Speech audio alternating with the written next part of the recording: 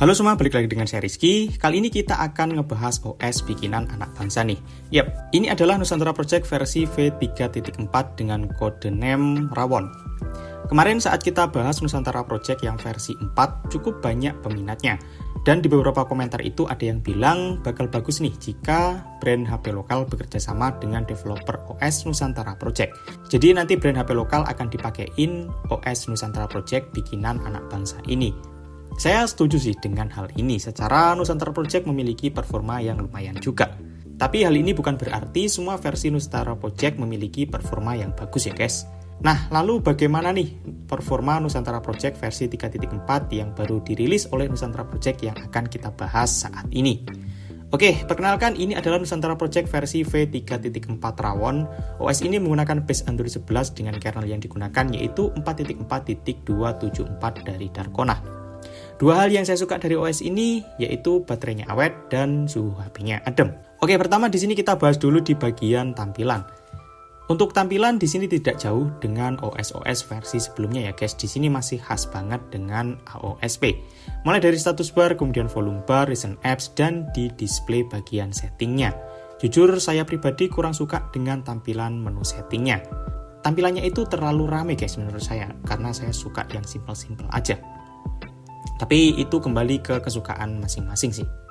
Oh ya, ngomong-ngomong tentang tampilan, di OS ini juga terdapat Nusantara Wings guys. Di dalamnya di sini kita dapat mengcustom atau merubah tampilan HP kita. Mulai dari status bar, kemudian volume bar, dan juga tampilan-tampilan lainnya, di sini kita bebas merubah-rubahnya. Di sini ada lengkap banget deh untuk tools melakukan customisasi. Nah, di bagian penyimpanan, sayangnya OS ini memakan cukup banyak ruang, yaitu 12 GB untuk penyimpanan sistemnya guys. Ini cukup gede sih. Lanjut kita ngebahas di bagian performa. Untuk performa gaming di OS ini masih kurang, dan untuk hasil tes performanya sebagai berikut. Pertama di sini kita tes dengan menggunakan AnTuTu Benchmark dan skor yang didapetin yaitu 166.619. Ini skor yang masih rendah. Kemudian kita tes yang kedua dengan menggunakan Geekbench 5 dan skor yang didapetin yaitu 272 untuk single core dan 1134 untuk multi core. Kemudian kita tes dengan menggunakan GPU benchmark dan skor yang didapetin yaitu 387.600 aja.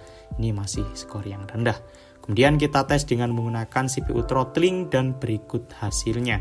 Untuk grafiknya di sini kita bisa lihat kalau performanya itu naik turun dan tidak stabil.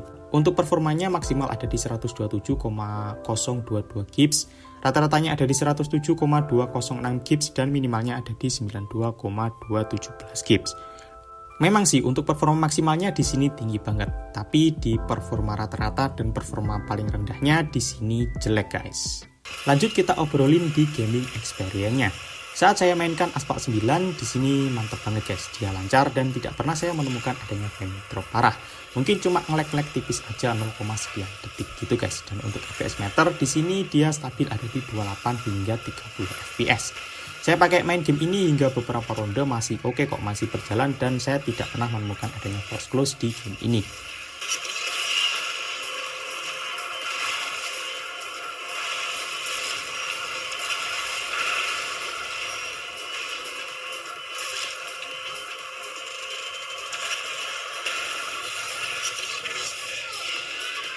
Lanjut kita pakai untuk bermain game PUBG Mobile. Nah, di sini sayangnya dia patah-patah gitu guys, seperti ngebug gitu untuk gamenya. Untuk grafiknya di sini kita dapat di HD dan High FPS dan kita juga bisa bermain di smooth High FPS juga. Jujur di sini saya tidak nyaman banget bermain PUBG Mobile karena sering banget grafiknya itu terasa patah-patah. Oh ya, dan di sini kondisi internet saya itu stabil ya guys. Artinya masalah ini datang dari OS-nya. Buat teman-teman yang udah menginstal OS ini dan bermain PUBG, gimana nih? Apakah bug ini cuma ada di OS saya, apa di semuanya? Bisa langsung aja tulis di kolom komentar. Oke, lanjut kita hajar untuk bermain Genshin Impact. Untuk settingan grafiknya di sini saya masih pakai settingan defaultnya, yaitu ada di low dan game ini berjalan dengan berat. Gamenya berjalan nge-lag gitu guys. Nah, untuk kesimpulan OS ini bermain game berat masih belum siap. Dan selama saya pakai untuk bermain game, poin yang saya suka dari OS ini ada di suhunya. Ya, dia untuk suhunya itu tidak panas-panas banget guys. Dia masih ada di batas normal. Namun sayangnya di bagian performanya itu dia parah banget.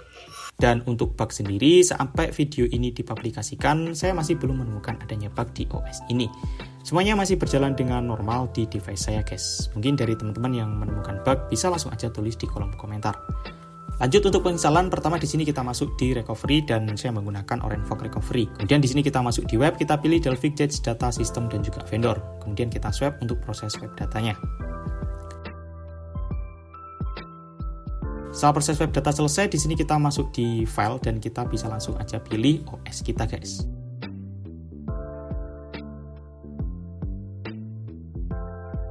Setelah itu kita swap untuk proses penginstalannya.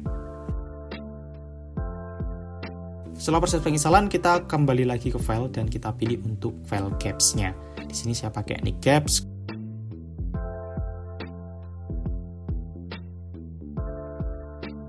Kemudian kita swap untuk proses penginstalannya.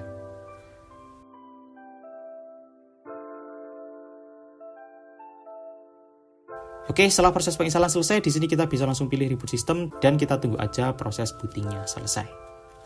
Oke, itu untuk review dan juga cara penginstalan dari Nusantara Project versi 3.4. Like kalau kalian suka, dislike kalau tidak suka, dan saya Rizky, sampai jumpa di video selanjutnya.